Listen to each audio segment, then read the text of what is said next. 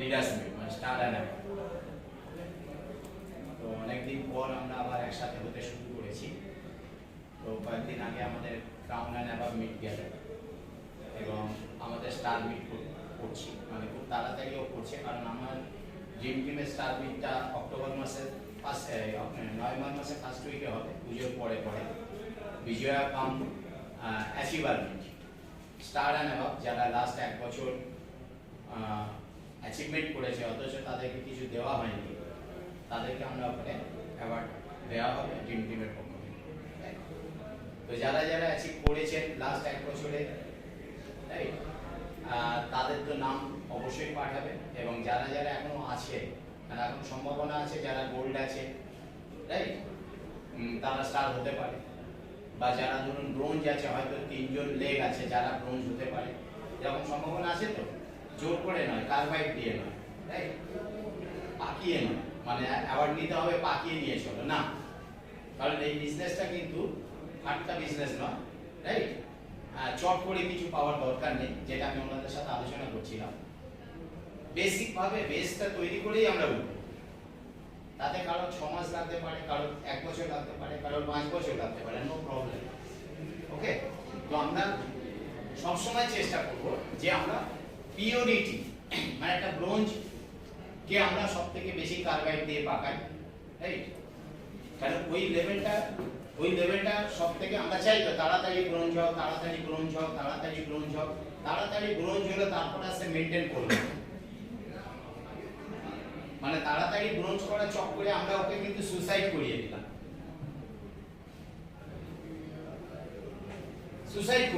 কেন না? আমার গোল্ড হতে হবে, আমার স্টার হতে হবে, আমার সিলভার হতে হবে, আমি কি করলাম? আক্ষরিক অর্থে ওকে মেরে দিলাম। প্রচুর ব্রোঞ্জ আছে, প্রচুর ব্রোঞ্জ, কিন্তু কেউ কোয়ালিফাই করে না। কেউ 500 পয়েন্ট করছে, কেউ 200 পয়েন্ট করছে, কেউ 700 পয়েন্ট করছে, কেউ 1000 পয়েন্ট করছে, কিন্তু সে মিনিমাম যেটা কন্ডিশন সেটা কিন্তু করছে না। এতে কি হচ্ছে? তার মনের মধ্যে একটা নেগেটিভিটি প্লে করছে, একটা আশা, একটা ভরসা, একটা স্বপ্ন নিয়ে সে ব্রোঞ্জ কোয়ালিফাই করেছে। এসো না, তাহলে সে যখন আশাহত হচ্ছে যে আমি ভাউচার পেলাম না, আমার কোনো ইনকাম এলো না, রাইট? এবং তার মুখ দেখে হয়তো 25 জন এসছে, 20 জন এসছে, 30 জন এসছে, এসো না। এবার সে যদি না এখানে টিকতে পারে, তাহলে তার ওই 25 জন আসবে না, এসো না।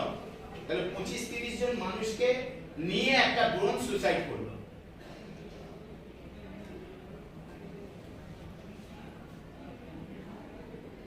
কারণ সে ব্যবসাটা বুঝতেই পারলো না, তাড়াতাড়ি তাকে ব্রোঞ্জ করে দিয়েছে।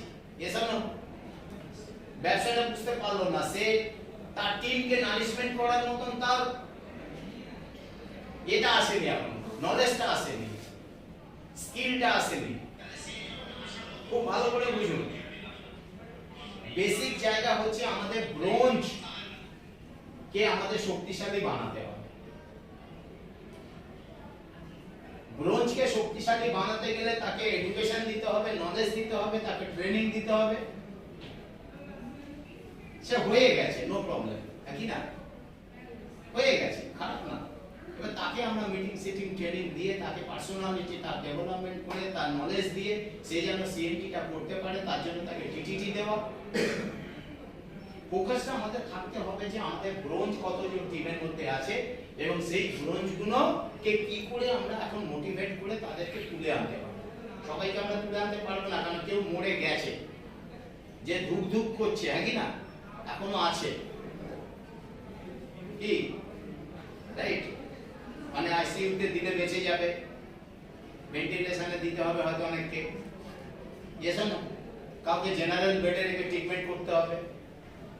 এটা আপনি ঠিক করবেন, as a leader, active leader, আপনি ঠিক করুন যে একে কি ট্রিটমেন্ট দিতে হবে।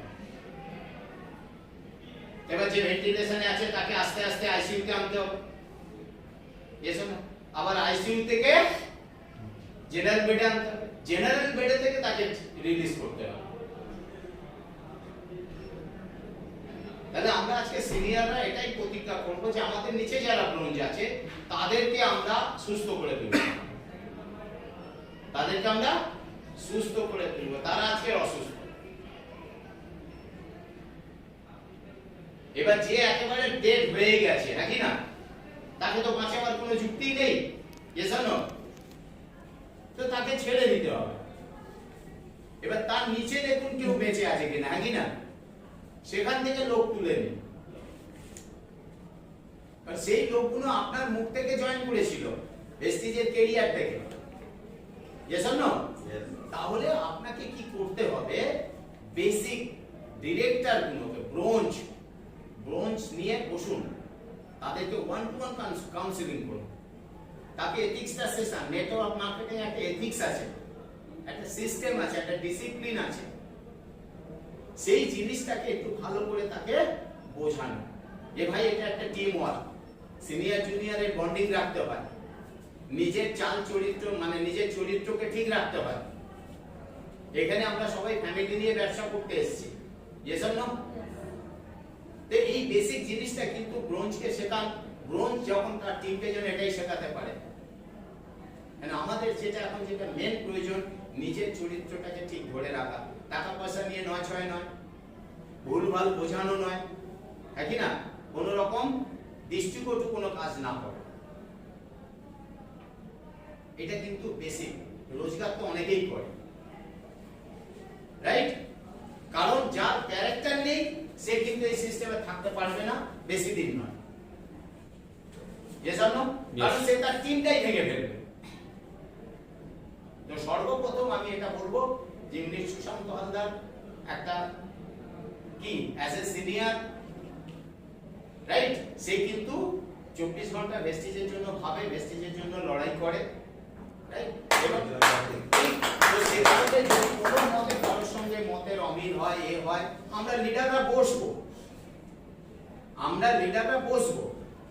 রাইট, যে স্যার এই জিনিস আমরা লিডাররা বসবো, আমরা স্টাররা আবার বসতে পারি, আলাদা আলাদা করে বসতে পারি, রাইট? তো এই আলাপ আলোচনার মাধ্যমে আমরা কিন্তু সিস্টেমে আমরা কাজটা করব। কারণ সিনিয়রদের ভুলভ্রান্তি হতে পারে, আমাদের নিজেদের ভুলভ্রান্তি হতে পারে, সেগুলোকে মিনিমাইজ করে ফেলা, হ্যাঁ কি না, যতটা মিনিমাইজ করতে পারবো ততটা আমরা কিন্তু কাজটা ভালো করে করতে পারবো। তো বেসিক যেটা আমি আপনাদের বলবো, আপনাদের প্রত্যেকের ড্রিম আছে, স্বপ্ন আছে, মাসে 1 লাখ টাকা রোজগার করা, বাড়ির সামনে একটা গাড়ি দাঁড়ানো, অন্তত বছরে একবার হলেও বিদেশ যাওয়া। এটাকে যদি সফল করতে হয় তাহলে আমাদের টিমে যারা ব্রোঞ্জ আছে তাদেরকে নিয়ে কিন্তু আমাদের খুব তাড়াতাড়ি কাজটা করতে হবে। ব্রোঞ্জ ধরে ধরে টিমে ঢুকে যাবো, কি না? ধরুন আমি স্টার ডিরেক্টর, কিন্তু এখন আমি ডিরেক্টর মেইনটেইন করছি, তার মানে আমি স্টার নই, আমি এখন ডিরেক্টর। আমি স্টার ডিরেক্টর কিন্তু আমি ডিরেক্টরও মেইনটেইন করছি না, তাহলে আমি ডিরেক্টরও নই। তাহলে আমাকে আবার, কিন্তু আমার প্লাস পয়েন্ট কি, টিম আছে। আমি যদি টিমকে ভালোমতো মোটিভেট করতে পারি, 10% লোক যদি উঠে আসে, সেটা আমার প্লাস পয়েন্ট। তাহলে বাকিটা আমাকে কি করতে হবে, মার্কেট থেকে ফ্রেশ রিক্রুটমেন্ট, ফ্রেশ জয়েনিং, নতুন নতুন অ্যাক্টিভিটিস, ইয়েস অর নো? বুঝতে পেরেছেন? তো এইটা আমাকে করতে হবে। আর যেহেতু এটা রিলেশন বন্ডিং, টিম ওয়ার্ক, আমরা একা এখানে কেউ কিছু নই। আমরা কেউ একা এখানে যে আমি আমারটা আমি বুঝে নেবো, এটা হয় না। তাহলে আমি বেশি দিন থাকবো না। কারণ যারা এটা বলে যে আমি আমার পর্যন্ত শেষ, আমি যা বলবো তাই হবে, আমার কোন লোক যদি যেন টিমের মধ্যে না ইনভলভ হয়, না যোগে, তাহলে কি হবে, নিজের পায়ে নিজে কুড়ুল মারা। এটা হচ্ছে কালিদাস করেছিল। আমরা কেউ কালিদাস হতে চাই না তো, যদি কালিদাস হয়ে আমার টিমের ব্যবসা বাড়তো তাহলে আমি বলতাম না আই এম সাকসেসফুল ব্যক্তি, আমি ভাই কাউকে ঢুকতে দিইনি, আমার একদম বিন্দাস চেক, বিন্দাস ইনকাম, আমার টিম একদম ঝাকাস, ঠিক না? তাহলে আমি আপনার থেকে বলুন না ভাই আমার তোমার টিমে ঢুকবো না, কি না? ঢুকে যদি বিপদ হয় কি, গিয়াসদা বলতো স্যার আপনার টিমে ঢুকতে হবে না, আমার টিমে আমি যা বলবো তাই। আর দেখলাম গিয়াসদার মাসের চেক ডে বাই ডে বাড়ছে, বিজনেস বাড়ছে, গ্রোথ হচ্ছে, আমি বললাম ভাই আমার ঢোকার কোনো জায়গা দরকারই নেই। কিন্তু গিয়াসদা বলতো স্যার ঢুকবেন না, কি না, আমি বুঝে নেবো। তারপর দেখছি গিয়াসদার চেক কমছে, গিয়াসদার ব্যবসা কমছে, গিয়াসদার হালত খারাপ হয়ে যাচ্ছে, কি না? তখন আমাকে কি করতে হবে? বাধ্য হয়ে গিয়াসদার টিমে ঢুকতে হবে। কারণ আমি গিয়াসদাকে হারাতে পারি, কিন্তু গিয়াসদার নিচে যে 500 জন লোক আছে আমি তাদের হারাতে রাজি। তারা স্বপ্ন নিয়ে এসেছিল এবং তাদের সিনিয়র অ্যাটলিস্ট আমি, তার মানে ইনডাইরেক্টলি আমার দায়িত্ব বর্তায় যে তাদের মধ্যে থেকে আমি ডেভেলপ করে আমি যেন তুলে নিয়ে আসি। এবার তাদেরকে যখন আমি ডেভেলপ করবো, গিয়াসদার ডেভেলপ হবে কি হবে না? হ্যালো, হবে কি হবে না? গিয়াসদার আস্তে আস্তে কি হবে? এনার্জি আসবে, গিয়াসদার বুঝতে পারবে যে না আমি ভুলটা করেছি। এটা সিস্টেম নয়। গিয়াসদার টিমের মধ্যে ওই সিস্টেমটাতে ভাই সবাইকে নিয়ে আমাদের কাজ করতে হবে, সবার কথা শুনতে হবে, সবার, কেউ আমরা একা সব জানি এটা নয়। এসব নয়। আমি আপনাদের প্রত্যেককে বলবো সিনিয়র জুনিয়র কমিউনিকেশন করুন, যেখানে অসুবিধা হবে বলবেন, বলবেন। আমরা কিন্তু ফ্লেক্সিবল, আমরা ফ্লেক্সিবল। আমরা যদি ভুল করি ধরিয়ে দেবেন, হ্যাঁ ভুল করেছি। Yes or no? Yes or no? কারণ আমাদেরকে কিন্তু অর্থনৈতিক দিক থেকে আমাদের স্বাধীনতা পেতে হবে। মাসে লাখ টাকা রোজগার, বাড়ির সামনে একটা গাড়ি, ফরেন। যেখানে যেখানে আপনার মনে হবে যে এই ব্রোঞ্জ গুণকে নিয়ে আমরা বসবো, একদিন হতে পারে গিয়াসদার ব্রোঞ্জ নিয়ে বসবো, আমাদের নাসিরবাবুর ব্রোঞ্জকে নিয়ে বসবো, রাইট? কারণ আমরা যত ছোট ছোট ভাবে ট্রিটমেন্টটা করবো, হ্যাঁ কি না? সরকারি হাসপাতালে ট্রিটমেন্ট ভালো হয় না বেসরকারিতে? কেন বলুন তো? বেসরকারিতে পেশেন্ট কম, সরকারি হাসপাতালে পেশেন্ট বেশি, এই জন্য চিকিৎসা পায়। ডাক্তার সরকারি হাসপাতালেও কাজ করে, বেসরকারিতেও করে। কারণ ডাক্তার বেসরকারি হাসপাতালে ধরুন অর্থোপেডিক্স ডাক্তার গেছে রুগী দেখতে, 500 রুগী দাঁড়িয়ে আছে, 3 ঘন্টা শেষ করতে হবে, কেন বাড়িয়ে দাও? চিকিৎসা ভালো হবে না খারাপ হবে? খারাপ হবে। যেসব প্রাইভেটে ঢুকবেন, নোট লাগবে, পেশেন্ট কম, তো ভালো ট্রিটমেন্ট পাবে, ভালো ফেসিলিটি পাবে। তো ছোট ছোট ভাবে যদি আমরা মানে ডিরেক্টর নিয়ে বসি, তাহলে আমরা ভালো কনসেন্ট্রেট করতে পারবো, সময় পাবো, one to one heart to heart discuss করতে পারবো। এটা একটা হয়। আর একটা হতে পারে ধরুন জুলফিকার স্যার ব্রোঞ্জ নিয়ে বসলেন বা ইয়াসিন স্যার টোটাল ব্রোঞ্জ নিয়ে বসলেন, দুদিন আমরা সময় দিলাম, ওয়ার্কশপ হলো সকাল 10টা থেকে বিকেল 5টা, পরের দিন আবার সকাল 10টা থেকে বিকেল 5টা। তাহলে কি হলো? সময় বেশি পেলাম, সবার আলোচনা হলো, ডেভেলপমেন্ট হলো, ঠিক? এবং মিটিং এর পরে কি হবে? আমাদের অ্যাক্টিভিটিস বেড়ে যায়। এই যে কাল বাড়িপুরে মিটিং হয়েছে, যারা যারা গেছে তাদের অ্যাক্টিভিটিস, তাদের দায়িত্ব বাড়লো কিনা? কারণ নতুন মেম্বার গেছে, তাকে ক্লোজিং করতে হবে। কেউ 5% গেছে, সে একদম চার্জ আছে, তার সঙ্গে বসে লিস্ট বানাতে হবে। এসব আমরা ভাবি ও দিদির স্যার ভাবিয়ে দিয়েছে, স্যার কি মিটিং হয়েছে, আপনাকে কি বলবো, হ্যাঁ কি না? তার মানে ধোঁয়াধার চার্জ হয়ে গেছে, তো পুরো টিম চার্জ, তো এসব নো, কিন্তু কোনো অ্যাক্টিভিটিস আর হলো না টিমের মধ্যে। কি হবে? দুদিন পরে দিদিদের পুরো এনার্জি খাটনিটা জল, কোম্পানির পুরো টাকাটা জল, আপনাদের সিনিয়রদের উপস্থিতি জল। কি করতে হবে?